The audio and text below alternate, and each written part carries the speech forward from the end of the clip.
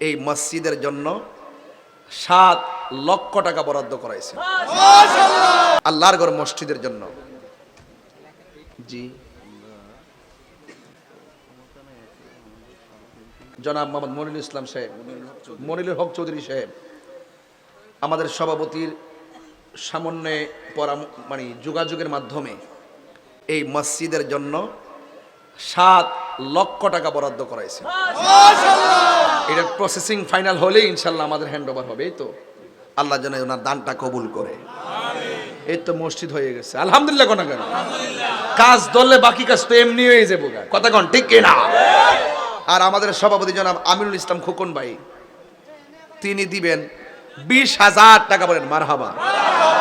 আল্লাহ আপনি কবুল করেন, হায়াতে বরকত দেন।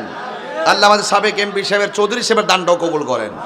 আল্লাহ মেহেরবানি করে ওনার মাতৃকুল পিতৃকুল সবার ডান হাতে জান্নাতের টিকিট দিয়ে না আমিন কর। বাস।